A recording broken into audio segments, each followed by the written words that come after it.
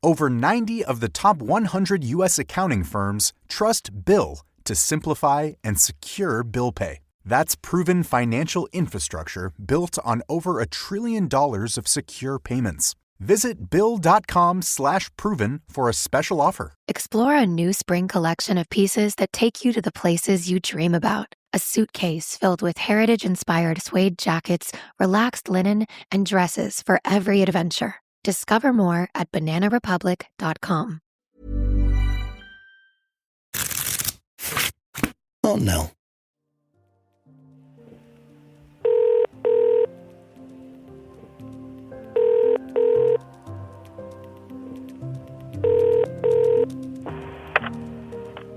This is a logbook entry from the 9th of February 1992.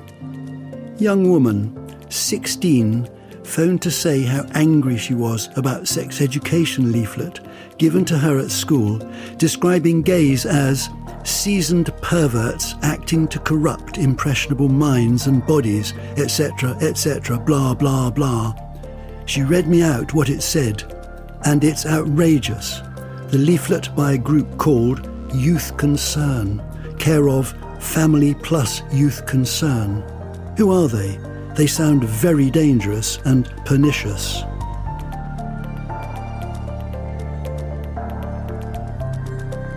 You're listening to The Logbooks, untold stories from Britain's LGBTQ+ history. I'm Tash Walker. And I'm Adam Zmith. Since we finished making the Logbooks podcast in 2022, we've been writing a book published by Faber. It's called The Logbooks, and Adam's turned 40. You too! I don't look it though. The book goes deeper into Switchboard's archive and other archives, and includes more stories from the 70s, 80s, 90s and noughties. 4 decades. Listening to queer people's essential stories is always central to our work. So in this season of the podcast, we want to share some of the interviews we conducted as research for our book. Now you too can listen to all the amazing, powerfully queer storytellers we've listened to in their own words, with their own voices.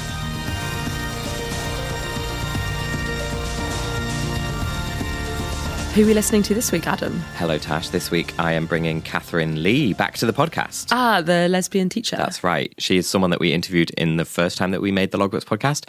And so we knew that we wanted to go back to her. She's kind of core to our focus on Section 28, which is something that we write a lot about because of her experience as a lesbian teacher during the time of Section 28. Yeah, and I actually remember the first time I heard her story about being a teacher throughout that time, and it was the first time I'd heard a teacher talking about it. Mm-hmm. You know, I came out at school, I tried to speak to teachers, tried to seek that support, and I'd never really thought about it from the other side. Yeah, and then because we'd interviewed her for the podcast originally, then we were writing the book, I wanted to interview her again, and it had been a few years, so I ended up asking her a lot more about what it was like for her to be interviewed about these stories by us on the podcast. So there's this sort of like meta podcast within a podcast layer going on. As we listen to Catherine, you can also sometimes hear her dog barking in the background. For some time prior to me interviewing you for the logbooks, you'd been working in this area, looking into this history, your own personal history, and then the broader context, and you'd been writing about it, researching about it in a broadly academic world. So my kind of interest in all of this didn't start until I was into my mid-40s, when I was a school teacher still. I was still fairly closeted as gay. Yeah. But I actually wanted to leave teaching, and I didn't know how, because I didn't, I'm of the generation where you pick a career and you're in a job for life, and I'd done a BEd degree, and that, I'd done teacher training. Yeah. I was trying to find a way to get out of teaching because I hated it. I now know I hated it because I couldn't be myself. So I went and did an MA education degree, part-time, and I was closeted there. And I had a really brilliant lecturer for one of the modules who was an autoethnographer. So autoethnography, like, you using your own autobiographical kind of narrative, but you're looking at it through an academic lens. So you're critically sort of applying it to theory and etc. And I came out to him and I talked about Section 28 and how hard it was to be. I was still a teacher in school. And he said, well, why don't you do an autoethnography and write about it then? And I can't. I absolutely, people would know all about me then and whatever. Anyway, with his support, I did write my master's dissertation on my reflections during Section 28, going back and wrote little vignettes and just put myself back in that time. Yeah. And it was little extracts from that I think I first brought to you for the logbooks. And one of those incidents from that thesis was one of the things that I think I read out on the podcast. That's right. And when you were doing that work in the academic context, were you thinking about how public and how private that was? It's not going on the 6 o'clock news, but it is still out there. So what was your kind of calculation about how much you were sharing and where it was going, in what context? I felt horribly exposed and horribly kind of anxious about it. Yeah. Being a master's dissertation, it's not something that's then published, but I carried on in the same vein. So I passed my master's. I went on straight away to do a PhD, and that again was an autoethnography.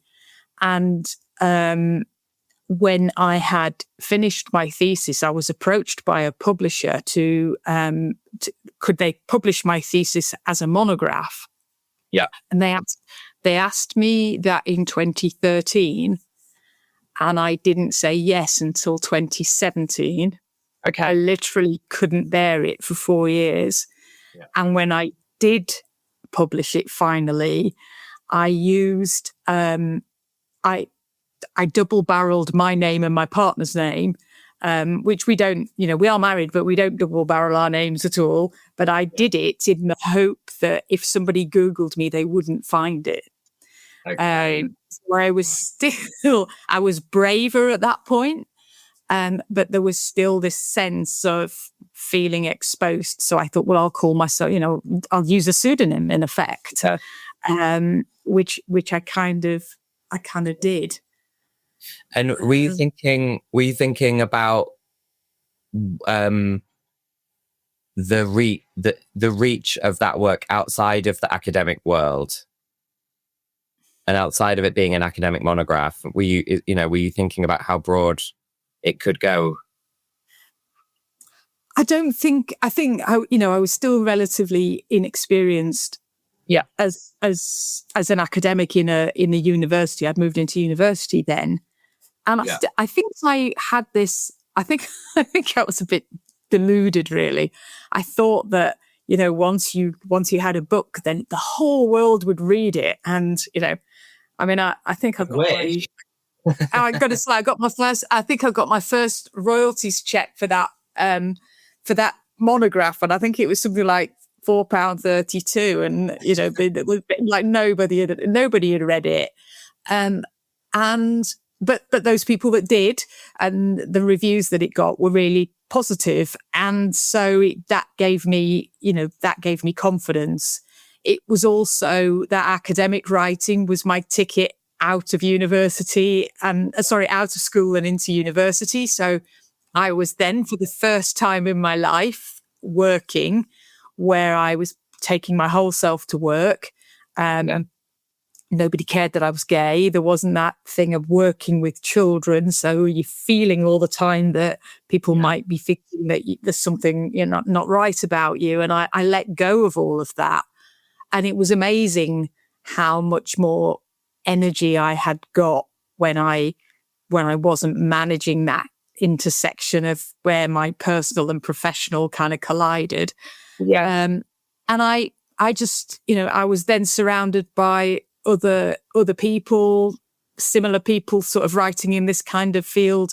I was presenting my work regularly, got lots of positive feedback, and my confidence kind of just grew then. And people say to me, oh, you're one of the few people that sort of, taught for every year of Section 28, and you've got a story to tell and people need to know. Yeah. And that's given me the confidence to kind of get out there a little bit more. So at what point would you say that you both had the confidence to, and also knew enough about how the academic world wasn't, didn't reach everybody, and where you thought, okay, I need to find ways to go beyond the academic world with this story? When did that time come? It first of all happened through, I went to some professional development sort of get together at university, and I was introduced to something called a conversation, which is it's the portal. Academics write for basically write 800 words, and then newspapers will pick up their research. So I thought, oh, that looks fun. So I got involved in writing for the conversation. We also, when we do research in universities, we have to be able to demonstrate our impact. We get funding, research funding for our impact. So suddenly, actually, it became important to my career, my future career as a researcher, to have as many people to get that reach, to get that external profile. And writing for the conversation was the first way in which I did that. Yeah. So I got some trolling after it. I got somebody called Charlie Brown who trolls me all the time and seems to blame me blames me personally for drag queen story time in libraries. I'm not really sure why that's my fault, but this person called Charlie Brown thinks I am. So it is my fault. So there was a bit of trolling, but I think by then there were also lots of positive comments about it as well. And if I'm going to be really, really honest, opening a newspaper and seeing your research featured in something that, people are going to buy and read on the train or whatever was a lovely feeling. I really enjoyed the fact that ordinary people, not stuffy academics, were actually getting a sense of who I was and what I was doing. So that's interesting, because if that had happened a few years before, you would have been absolutely shitting your pants. Absolutely right. I wouldn't have done it. I wouldn't have done it. It's only the confidence of working in a university. And I mean, I remember the first article that was published for the conversation. I went to our marketing comms team and said, "Oh, you don't think anyone's going to get hold of this and twist it?" And and they started to say to me, "Actually, you should be more provocative. You should take more risks, because then there's more chance that the press will pick up your article. If it's got some sort of, just a head turner of a kind of, headline or whatever. It'll be written." What was the first newspaper that printed one of your conversation pieces? The Independent. Oh yeah. So, and followed up with an interview, and then the Guardian after that, and it's great when you look, because it's sort of open source information, and you then see yourself popping up in regional papers in far-flung places like Bali Today or the Philippines Gazette or something. I don't know. I mean, they're not proper titles, but things. And you think, whoa, how on earth has my story got all the way over there? Mom, Dad, I'm not throwing shade, but the whole New Year's resolution thing, kind of slipping, no offense. Anyway, my best friend Jenny's dad, crushing it. He uses Blue Apron. He says he ordered 1-pan assemble and bake meals and these things called meal kits. They're all super easy to make. He keeps yelling, protein and fiber, baby. Also, the food, we tried it. So good. So maybe you check it out or whatever. Blue Apron. Get $50 off your first 2 orders plus free shipping with code STIR50. Terms and conditions apply. Visit blueapron.com/terms for more. Over 90 of the top 100 U.S. accounting firms trust Bill to handle bill pay processes. Why? Because our tools are built on over $1 trillion of secure payments. We're not just moving money. We're powering financial workflows for 500,000 customers. That's a level of expertise you just can't fake. Ready to talk with an expert? Visit Bill.com/proven to get started and grab a $250 gift card as a thank you. Terms and conditions apply. See offer page for details. Okay, I have to tell you, I was just looking on eBay where I go for all kinds of things I love, and there it was. That hologram trading card.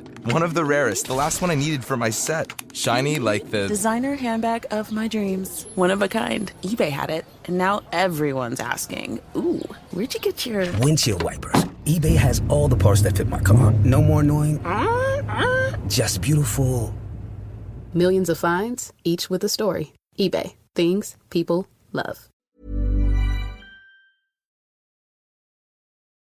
Hello. Our company is called Aunt Nell. Cute name. Needs a Patreon.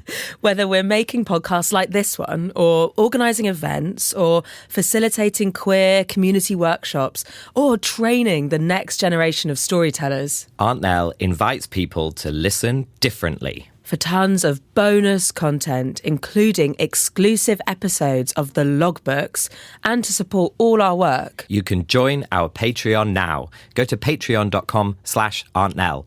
Membership tiers start from just a few quid a month. And then how did you think and feel about the approach that I made to you with the logbooks? Do you remember? I do. I do. I remember it. I'm sorry, the doctor. I was really apprehensive. I was really apprehensive. But I was absolutely thrilled that you were doing this, that somebody was doing this, this project that you and Tasha sort of described to me. And I knew, I absolutely wanted to be a part of it. I didn't listen to it I think I told you I listened to it. I couldn't listen to it. And I have them since I've gone back and listened to it all. And that's not just, I don't like my voice and all that, but it wasn't because of that. It was just, I don't know, it felt risky. It just felt risky, and I don't even know how to articulate it more than that. But okay. I was just afraid of it, really. I suppose just afraid of the reach, afraid of who would hear it and what they would think of me, I suppose. Yeah. So it was the same old fears again, but even after you had already done quite big things with the story, they never went away, those fears. No, I don't think so. And I think there's something around being a victim as well that sits uncomfortably. I absolutely hate being pitied. I don't tell the stories of my experiences during Section 28 because I feel that I'm somebody that people should feel sorry for. I have had the most enormous privilege, and I didn't know how to leave teaching, but nobody had a gun to my head. There were parts of the job that I absolutely enjoyed. But I know, all those friends that were also teachers and gay kind of back in the day. My story is their story. All of us that were, closeted by day and then, creeping down to gay bars and looking left and right before we went through the door, and that kind of slightly exciting, a little feeling that it was a little bit, you were taking a risk but you were young, and there was something quite exciting about going to gay bars and all of that. So, it's not my story, it's everybody's story. And I'm not a teacher anymore. Lots of my friends and former girlfriends and things still are. And I've got now a platform to be able to say this stuff in a way that they don't. So it almost feels like a responsibility now. What do they make of the work that you've done more publicly, especially those who are still teaching now and were teaching when you were teaching? What do they think about it?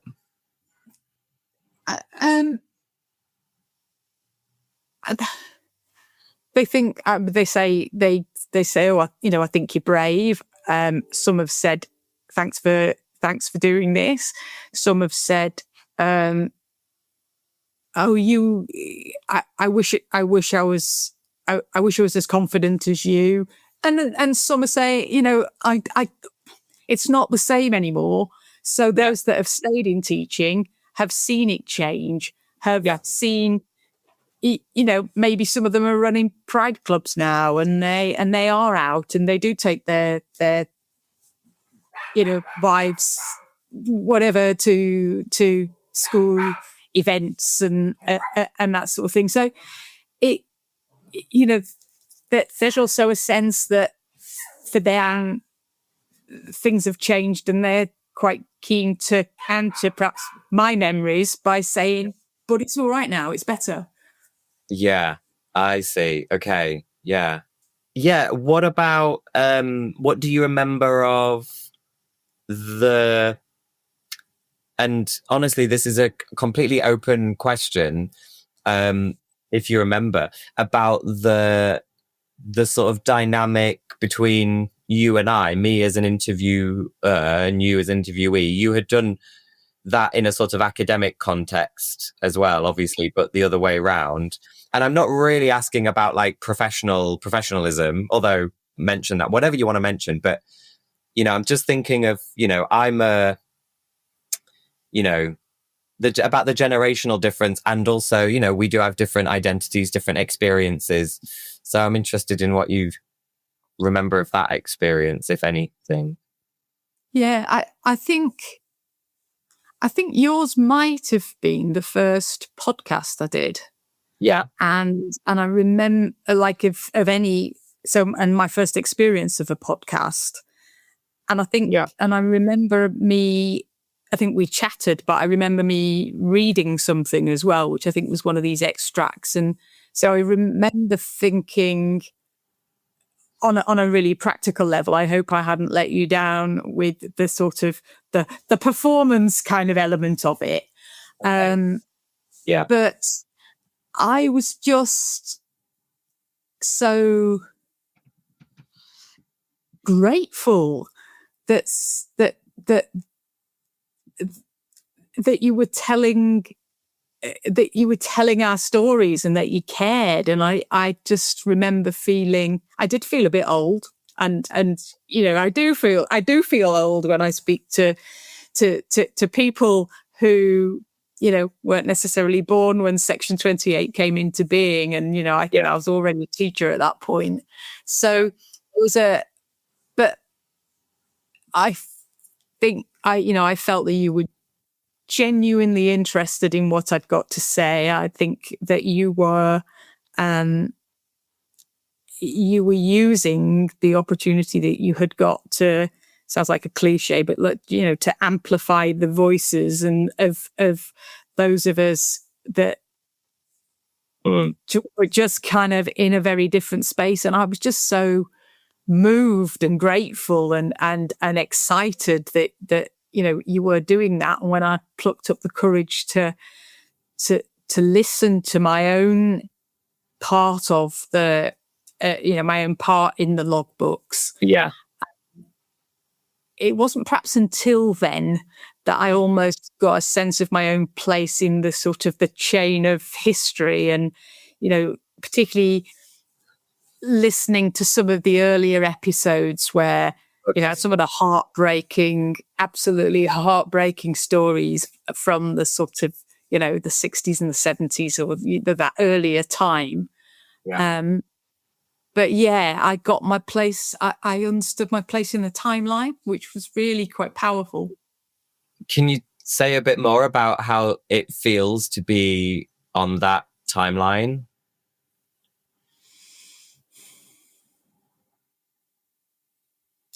Yeah.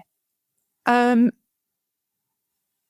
think it made me feel more determined to get more information out there and do more, do more research. I went off fairly shortly after that and did a sort of a nationwide survey of LGBT teachers, looking at the legacy of Section 28 for those who are still teaching now.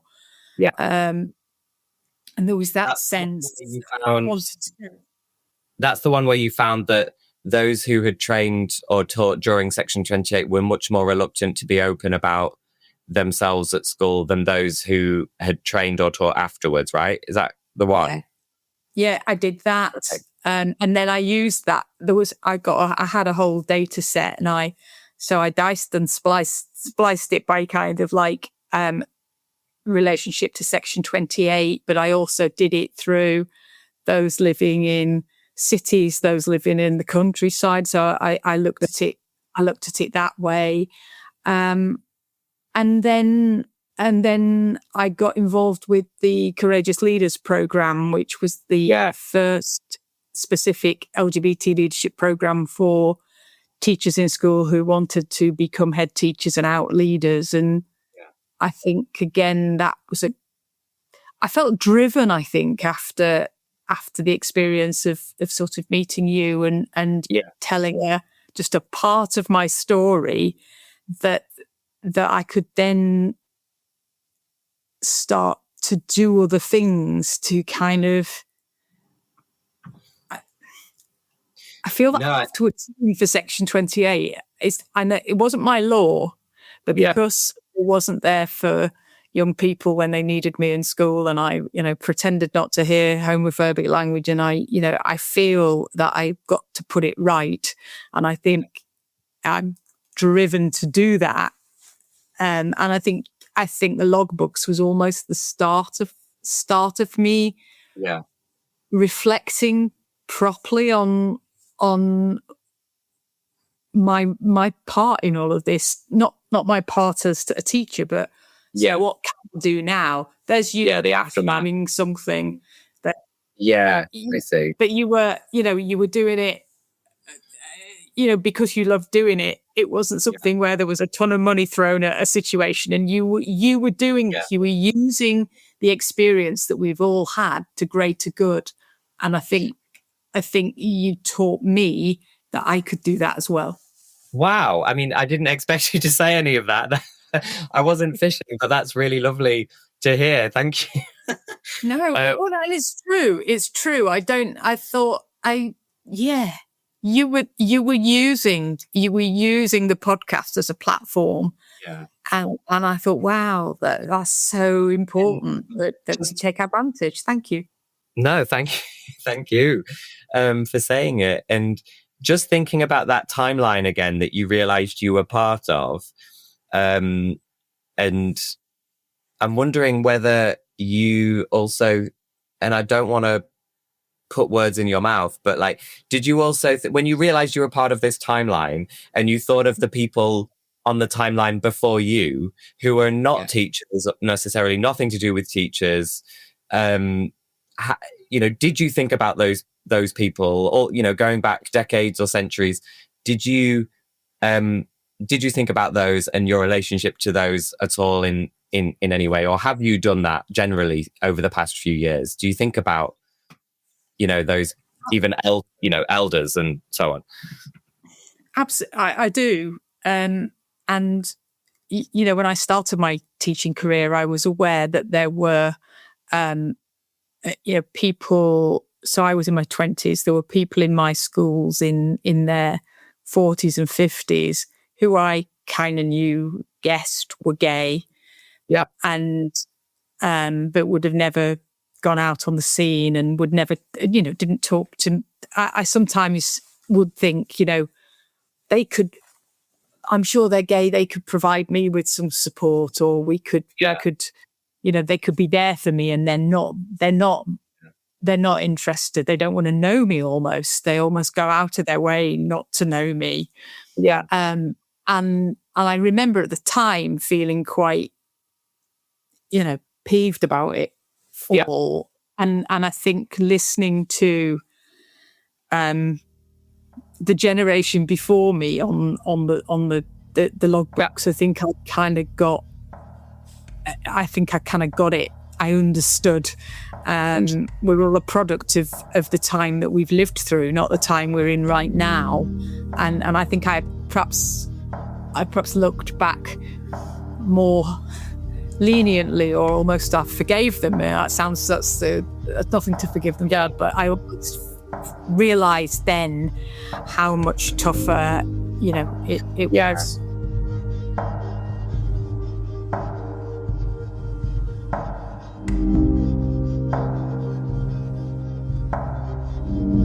I really enjoyed listening back to that interview, Adam, especially what Catherine was saying about the work that we do. She's so generous in what she says about us, but I don't know, it's really kind of her to notice it. Yeah, she's great and really great to speak to. And also, lots of other people have spoken to her. She was involved in the production of the film Blue Jean, which is really great, if you remember. And lots of really great moody music as well. Very moody, a great 80s vibe. A great 80s vibe and moody lighting. And also her stories and her research fed into Gary Clark Company's dance show, Detention, that I worked on as well. Yeah, totally. And we cover this a lot more in the book, but it's really interesting thinking back to the teacher's perspective. And I write about this in the Logbooks book. Mm-hmm. But it's this wider sort of framing, I think, around hearing the other side of the story and understanding what was going on for them and learning to forgive, I suppose. Yeah, I think that's really important to have that speaking between the generations around Section 28, the teachers and the students as well. And that's what you write about so beautifully in the book, actually. And that's just another thing that we could maybe do this year as we tour the book. Maybe we're going to hear from teachers from Catherine's generation. Maybe we'll hear from more people from our generation who have had similar experiences with teachers, and maybe somewhat we can bring them together as we do our book tour, etc. So let's see if that happens over the next few months. And speaking of taking the logbooks on the road, you can find all of the events that we've got coming up and sharing days and bringing all of those mixed queer ages together on our website. AuntNell.com. Thank you, Adam.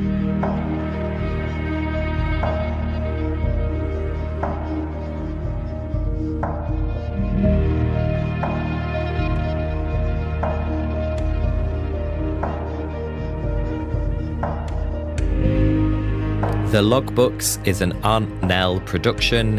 It is hosted and produced by Tash Walker and Adam Zmith. The voice of the Logbooks is Serena James. The assistant producer is Marnie Woodmeade. Engineered by David Pye. Music by Tom Foskett Barnes. Original artwork by Natalie Doto. Thanks to Steph Dickers and team at the Bishopsgate Institute. Our publisher, Faber Books. The dreamboats at Acast. The staff and volunteers at Switchboard, and all the contributors who shared their stories. Switchboard continues to take phone calls from 10 a.m. to 10 p.m. every day. If you're affected by any of the issues in this podcast, or need to discuss anything to do with your gender identity or sexuality, you can call Switchboard on 0800 0119 100. Email hello@switchboard.lgbt or instant message via switchboard.lgbt, where you can also donate money or time to help.